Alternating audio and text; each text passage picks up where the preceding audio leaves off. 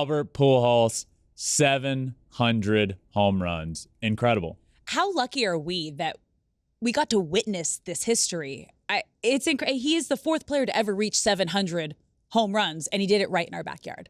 I'm a big sucker for like appreciating moments when it's happening. Yeah. Like, a lot of times we see something cool and people like to like hate on greatness, No.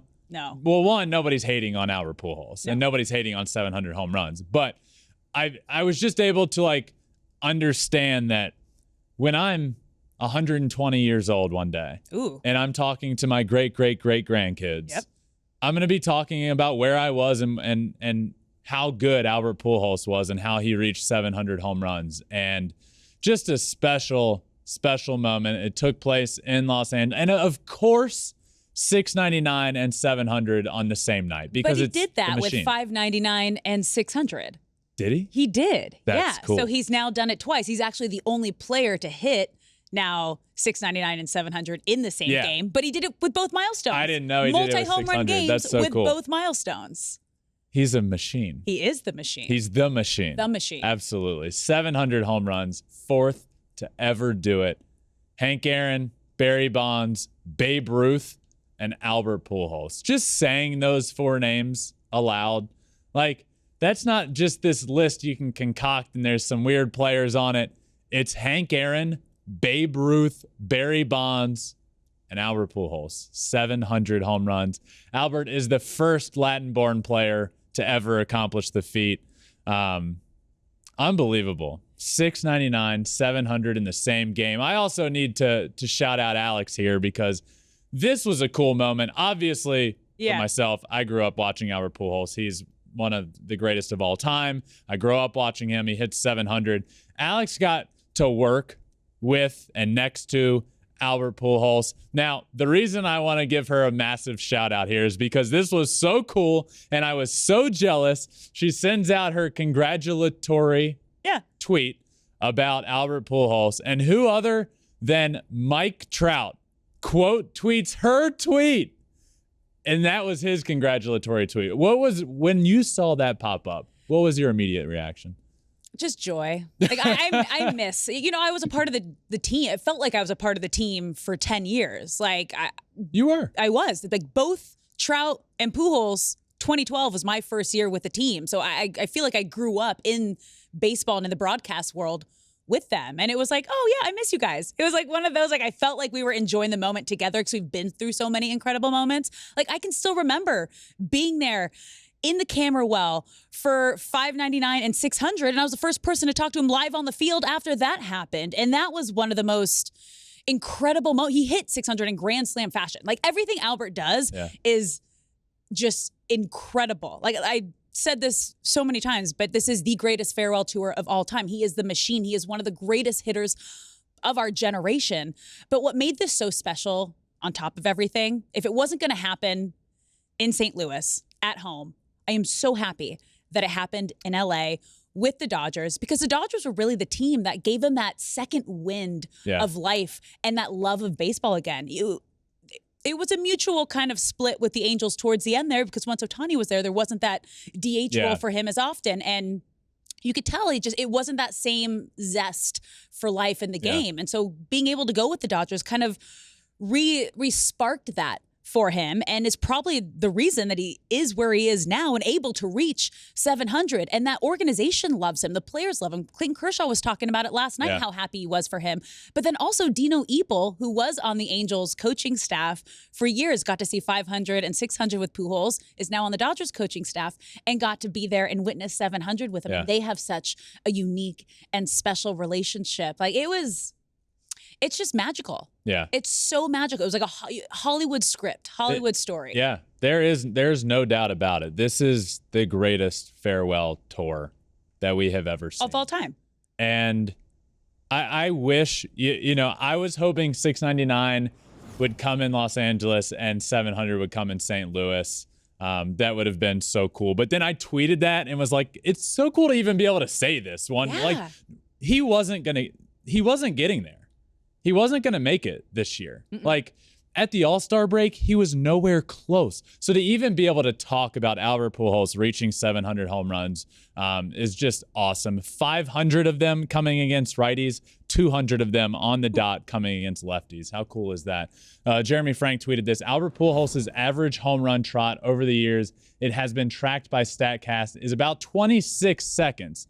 Extrapolated over his full career, Pujols has spent just over 5 hours of his life just running the bases after hitting a home run. How cool is that? Pujols also joins Ted Williams as the only players to hit 20 home runs in their first and last season in MLB history. Alex, as I mentioned earlier, this is one of those moments that you remember where you were when it happened, and there's not always a lot of those. I remember where I was. I was eating pasta at the table and was watching him, 10 feet away from my TV. I was watching locked in, and he hit it. And I stood up so fast that I'm not kidding you. I tweeted that I almost choked to death on this pasta. Now, it wasn't almost. I did almost choke. Yeah. Like I stood up so fast that it was kind of like one of those like, whoa. Yeah. Hold up, Ben. Yeah. Remember how to eat. Deep breath. So I was eating pasta when Albert Pujols hit number 700. What were you doing? We actually had a barbecue at our house because I wanted to be able to watch it on Apple TV. And we were cooking ribeye out on our Traeger grill. And everyone just stood up. And I knew after he hit 699 that 700 was coming. Yeah. I just had a feeling. I was like, the way that he's holding himself, it's going to happen. It's going to happen. Because that's what happened with 599 and 600. I was like, he's going to do it again. Yeah.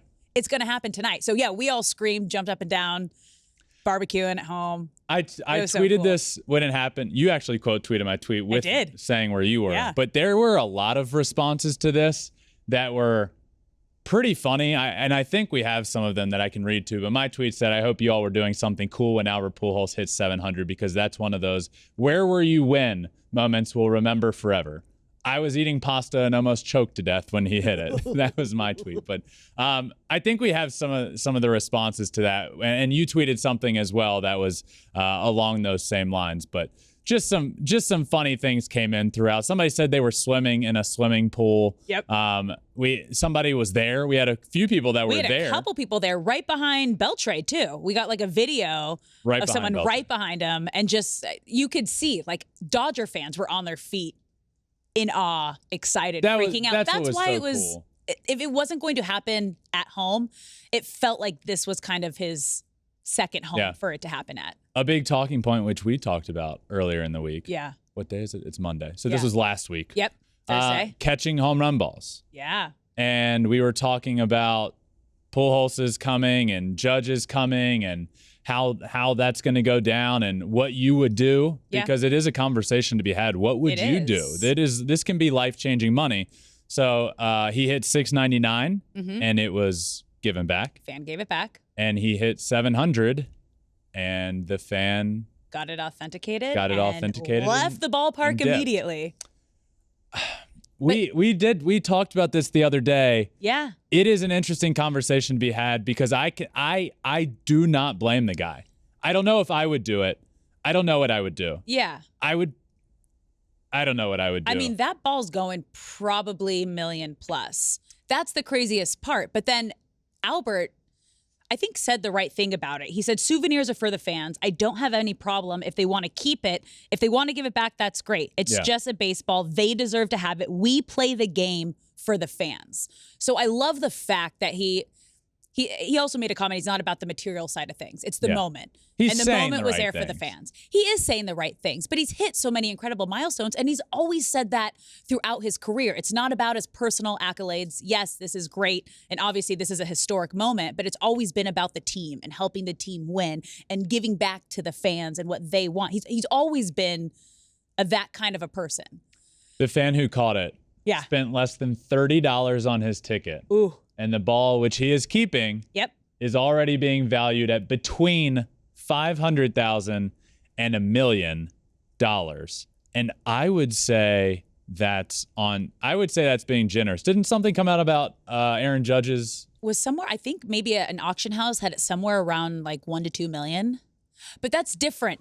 You got to think it's New York. It's the Yankees. Like, there's a different value because it's all value that you're putting on this memorabilia. And Yankee fans just different. We've talked about this. Yeah, and the history is different. He's passing Yeah. Roger Maris. Like, that deep history is there. But this is deep history as well. And either way, you want to shape it. You have two different ways to go about this, and I don't think either one is wrong. Yeah. You can give it back to Albert, or you can keep it and change your life forever. Yeah. And I don't know if there's a wrong answer there. I don't know what I would do. I don't know what I would do. We surprised Albert. I think we had the photo up here earlier when we were interviewing him on the field after 600. We had the fan come on the field that's so cool. and actually handed it to him like during the live interview. And Albert was just so grateful, so thankful. And I think he hooked him up with some other great things. But $500,000 to $1 million, you got to sell that. That's what you got to sell that. It's not safe to also keep in your house. People know who you are and where it is. True. Like you got to target. That's the question I have for you all listening is before we move on here is think about this. What would you do? You have this ball. If you give it back, what do you end up with? You end up with a memory. You end up with a photo with Albert Pujols the night he hit 700, and you end up with a signed jersey, a bat. These things are worth thousands of dollars. You sell that baseball, and it is $1 million. Let's say $1 million, and that's not far fetched. $1 million. Do with that whatever you want, but it's an interesting conversation.